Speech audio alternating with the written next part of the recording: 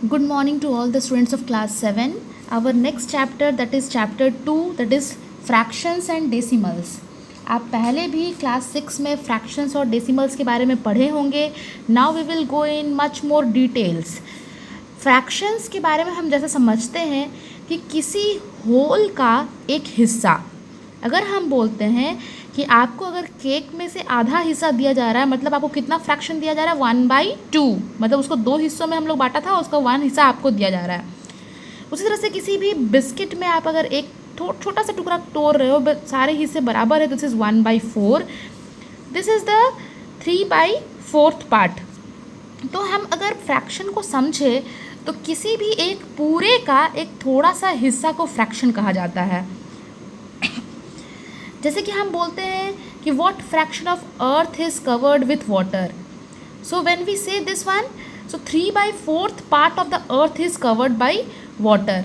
तो हम लोगों ने ये समझा कि उसका 3 पार्ट जो है पानी से कवर्ड है, बाकी बचा हुआ 1 पार्ट लैंड है.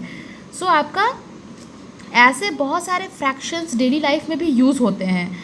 अब हम लोग समझते हैं कि टाइप्स ऑफ फ्रैक्शंस क्या होते हैं. सबसे पहले आप देखोगे प्रॉपर फ्रैक्शन के बारे में. जैसा मैंने कहा कि कोई बड़े हिस्से का कुछ पार्ट, अगर आपका कोई बड़ा हिस्सा नीचे है, उसका कुछ पार्ट ऊपर हम लोग रिप्रेजेंट कर रहे हैं, दैट इज़ प्रॉपर फ्रैक्शन. मतलब नीचे वाला होता है डिनोमिनेटर.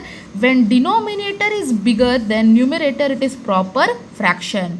सिमिलरली अगर इम्प्रॉपर देखें, अगर हमारा ऊपर का हिस्सा बड़ा है और नीचे वाला छोटा है, मतलब कि denominator is smaller than the numerator, then it becomes improper. क्योंकि ऐसा कभी कुछ पॉसिबिलिटी हो ही नहीं सकता है कि किसी छोटे में से आप उसका ज़्यादा हिस्सा निकाल के बाहर कर लो.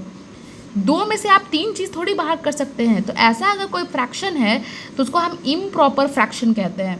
और इम्प्रॉपर फ्रैक्शन को बदल दिया जाता है किसमें? मिक्स्ड फ्रैक्शन में. मिक्स्ड फ्रैक्शन हम क्या देखते हैं? When improper fraction is written as a sum of whole number and fractional number. अगर आप देखे होगे तो 1 होल 3/4 इसको पढ़ा जाता है 1 होल 3/4. तो इसका मतलब एक होल पार्ट है और एक फ्रैक्शनल पार्ट है, और वो दोनों को सम कर देने से जो टोटल वैल्यू आएगा वही इम्प्रॉपर फ्रैक्शन रहता है. तो अगर हम ब्रेक करते हैं तो उसको हम मिक्स्ड फ्रैक्शन के फॉर्म में ब्रेक कर सकते हैं. ब्रेक कैसे करते हैं?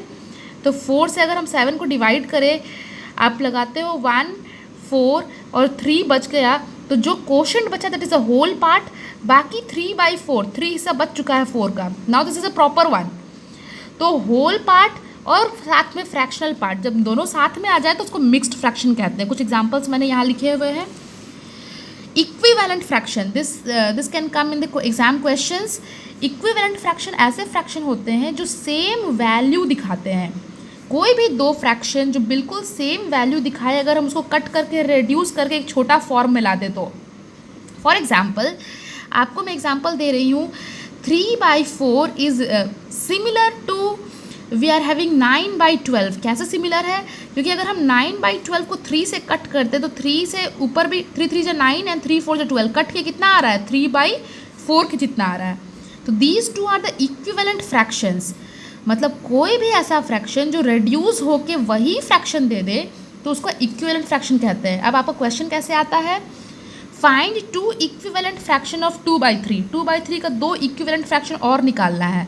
तो हमें क्या करना है? कुछ ज़्यादा मेहनत नहीं है, सिंपली एक ही नंबर से ऊपर भी और एक ही नंबर से नीचे भी मल्टीप्लाई करना है. ऐसा करने से हमारा जो फ्रैक्शन है वो बिल्कुल बदलता नहीं है. ऊपर नीचे 1 1 कैंसिल, इसको अगर हम देखें तो ऊपर नीचे कैंसिल होकर 1 ही हो जाएगा. तो anything multiplied by 1 the same number is there.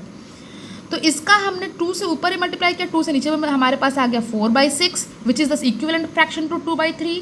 Similarly हमने 3 से ऊपर भी किया, 3 से नीचे भी किया, 6/9 which is again a equivalent fraction of 2/3. इस तरह से हमें क्वेश्चन आता है find the equivalent fraction of this and that.